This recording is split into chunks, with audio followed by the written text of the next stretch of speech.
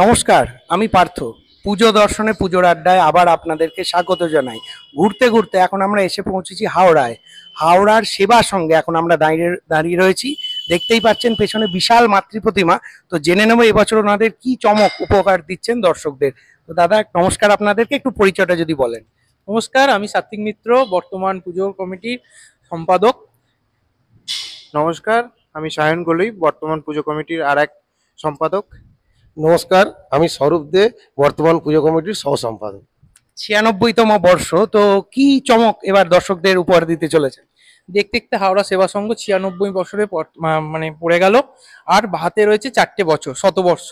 শতবর্ষ এবং শতবর্ষ যে আসছে, আমাদের শতবর্ষ ক্লাবের শতবর্ষ কিন্তু পার হয়ে গেছে এবং দুর্গাপুজোর শতবর্ষ চলছে। এই দুর্গাপুজোর শতবর্ষ দিয়ে আমরা ক্লাবের শতবর্ষ এন্ড করব। আমাদের এই 100 বছরের জার্নি যেভাবে চলে আসছে, সেই একই সাবেকিয়ানা ঐতিহ্য আমরা বহন করে চলেছি, ভবিষ্যতেও তাই করব। এটাই আমাদের ঐতিহ্য, মা আমাদের এক চালচিত্রে মা তৈরি হচ্ছে। এটাই এই বছরে আমাদের চমক। শুনে নিলাম যেটা সাবেকি পুজো, তো 96 বছরের পুজো, তো এই যে ইতিহাস, প্রচুর লোকের আসা যাওয়া এই পুজোয়, একটু সংক্ষিপ্তভাবে যদি আমাদের বলেন। দেখুন, হাওড়া সেবা সংঘ যদি স্থাপিত হয়ে থাকে 1923 সালে, নেতাজি সুভাষচন্দ্রের হাত ধরে স্থাপিত হয়েছিল। নেতাজি সুভাষচন্দ্র বসুর অনুপ্রেরণায় হরেন্দ্রনাথ ঘোষ এবং তার বড়দা সুরেন্দ্রনাথ ঘোষ এই পুজো ক্লাব স্থাপিত করেছিলেন।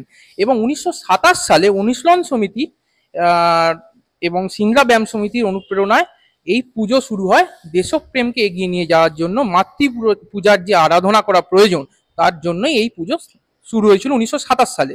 এবং সিমলা ব্যায়াম সমিতি থেকেই 15 টাকা দরে প্রথম দুর্গা ঠাকুর কিনে আমাদের এখানে পাঠিয়ে দেওয়া হয়েছিল তখনকার সময়। 1927 সাল থেকে পুজো শুরু হয়ে যাওয়ার পরে 1942, 43, 44 যেহেতু সংঘ ব্রিটিশ বিরোধী কার্যকলাপের সঙ্গে যুক্ত ছিল, সেই জন্য 1942, 43, 44 আমাদের সংঘকে ব্যান ঘোষণা করে দেয় ইংরেজ সরকার।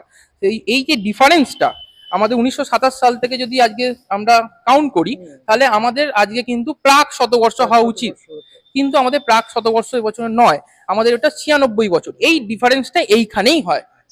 এইটাই হচ্ছে আমাদের সংঘের একটা হিস্ট্রি বলতে পারেন। এটা আমাদের গর্বের বিষয় যে নেতাজি সুভাষচন্দ্র বসু আমার লাস্ট অন্তর্ধানের পূর্বে যে জনসভা, সেটা তারাসুন্দরী স্কুলের মাঠে করে গেছিলেন। তা আমাদের এখানে যে তারাসুন্দরী স্কুল আছে তার মাঠে করে গেছিলেন এবং বলে গেছিলেন হাওড়া আমার দুর্গ। এটা আমাদের এক গর্বের বিষয়। তো বিশাল এক ইতিহাস এবং বিশাল মাতৃ প্রতিমা দর্শন করতে যদি আমাদের দর্শকরা আসতে চান, লোকেশনে যদি একটু বুঝিয়ে দেন। দেখুন, যদি হাওড়া ব্রিজ, হাওড়া ময়দান হয়ে আসেন, তাহলে দেশপ্রাণ শাসমল রোড হয়ে পাওয়ার হাউস স্টপেজ, সেখান থেকে বাঁদিকে বেঁকলে তারাসুন্দরী স্কুল ফেলে রেখে দিই হাওড়া সেবা সংঘ। যাকে জিজ্ঞাসা করবেন সেই আপনাকে দেখিয়ে দেবে। আর যদি আপনি বিদ্যাসাগর সেতু হয়ে আসেন, তাহলে বেলেপোল স্টপেজ থেকে নতুন রাস্তার মোড়, সেখান থেকে ডান দিক নিয়ে শ্যামাশ্রীর মোড়ে শ্রীরামকৃষ্ণ শিক্ষালয়ের সামনে দিয়ে এলেই হাওড়া সেবা সংঘ। পুজো দর্শনের সাথে অনেকদিন পরিচিতি, তো পুজো দর্শনের দর্শকদের জন্য যদি কিছু আপনি বার্তা দেন। পুজো দর্শনকে অসংখ্য ধন্যবাদ যে এইভাবে সোশ্যাল মিডিয়ার মাধ্যমে আমাদের পুজো, শুধু আমাদের পুজো নয়, গোটা বাংলার পুজোটাকে এইভাবে তুলে ধরার জন্য। এবং তার মাধ্যমে যেসব দর্শকরা আমাদের সঙ্গে জড়িত হয় তাদেরকেও অসংখ্য ধন্যবাদ। এবং আসুন আপনারা এই সুবিশাল প্রতিমা দর্শন করুন। হাওড়া সেবা সংঘ সবার কাছে সবার করি আহ্বান জানাচ্ছে। অনেক ধন্যবাদ জানাই আপনাদের। পুজো খুব ভালো কাটুক।